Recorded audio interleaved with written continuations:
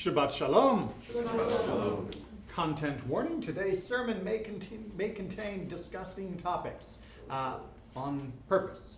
Let me give you a quick test, just to see where your meter is set. So imagine that Frank goes out and he murders Tom. Horrible, heinous act, violation of Torah, violation of all known laws of civilization. We're all in agreement on this, yes? Yes. Murder is murder. Depending. What? Depends. Yeah, Well- we don't know the circumstances here. Murder, by definition, at least under Jewish law, is always incorrect. There are reasons to take another life, self-defense, criminal executions when handled properly. Yes, there are reasons to take another life, but murder, by definition under Jewish law, is an illegitimate taking of life and therefore is always wrong. Sam comes along and finds the body of Tom. And Sam goes, "You know, I've always wondered what people taste like." And so he removes part of the body and sets up a little campfire and has himself a barbecue.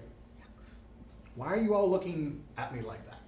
Why are you all looking horrified at Sam? Did Sam kill Tom? No. No.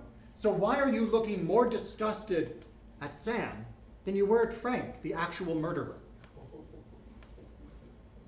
This is the point I want to sort of explore a little bit. Is we often understand that we have a justice meter within us of what is right and what is wrong, of what is righteous and what is sinful. And we see this reflected throughout Torah in its criminal and civil legislation. And we see it, of course, in our secular world as well.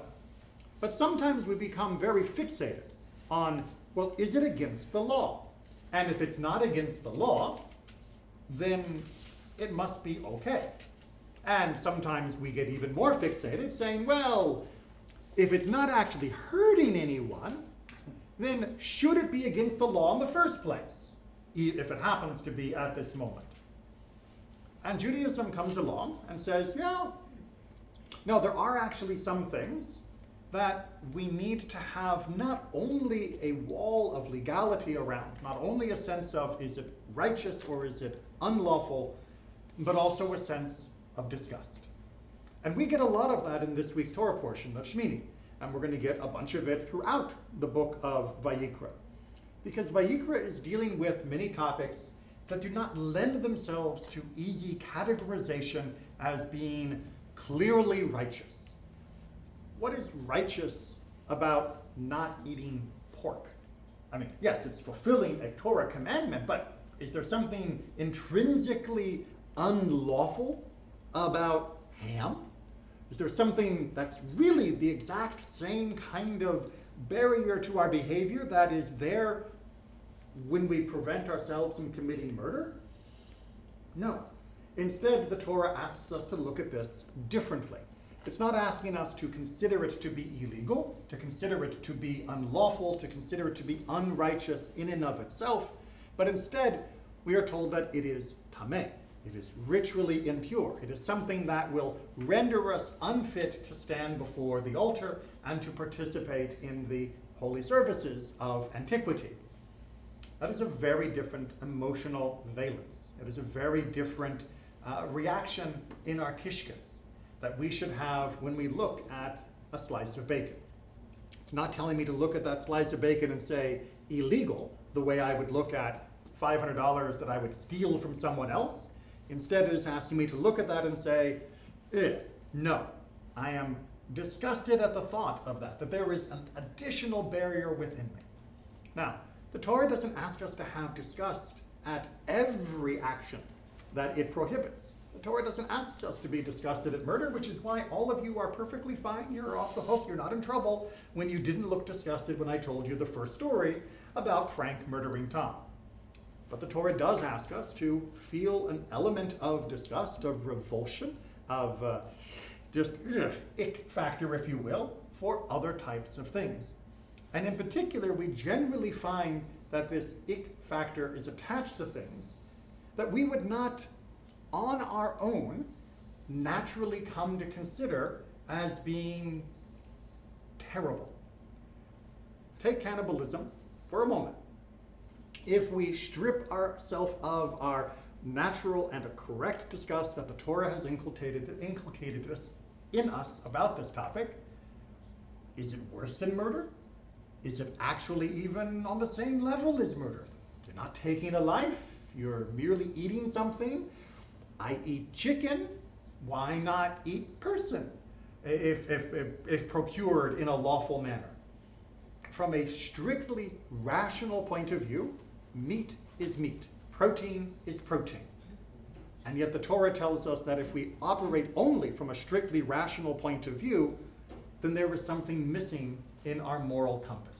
That we cannot just line up behind what is rationally deducible as right or wrong, but that there must also be a barrier to convincing ourselves of something that is wrong is okay, because we are not capable of coming up with a perfectly compelling rational argument against it.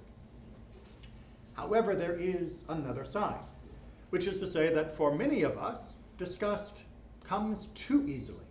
Anything different than ourselves, any behavior that is different, any lifestyle that is different, any menu that is different than what I'm used to eating, it's disgusting. The finicky eater that you can have as a child can sometimes grow up to be not just a finicky eater as an adult, but somebody who considers every behavior that is not immediately recognizable in themselves as being disgusting if another person does that.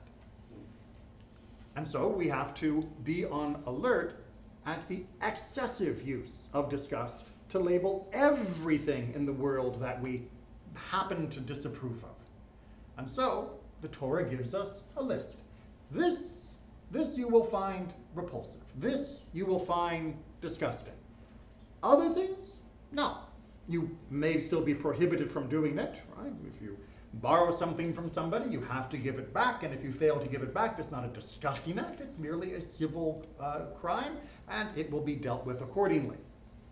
The Torah asks us to have limits, to fill in where we could not rationally deduce that this is something wrong, in order that we will have a stronger prohibition on it, but not to go excessively into labeling everything of which we disapprove as being disgusting. This is one of the great examples of a pattern found throughout the Torah, which is you don't get to just figure it out on your own. You have to have the revelation, the gift of Torah, and the gift of our tradition to guide us to understand what is right and what is wrong, to where we should have discussed and where we should not, and that we should neither err in having more of a revulsion at other behaviors, nor err on having less of a revulsion or restriction on our behaviors. That walking that middle path isn't easy, but no one said that when we left Egypt, everything was going to be easier. It was certainly less of an abysmal place where we were slaves, but we would actually have to choose our path carefully, thankfully, with the gift of revelation. So, don't be disgusted by disgust. Don't use that as your only benchmark, as your disgust might be wrong. Don't rely entirely on your own reason to deduce what is right and what is not. Instead, we come together, we study, we learn from our Torah, we learn from our tradition, and try to have the right feel for each possible occurrence in our life. Shabbat Shalom.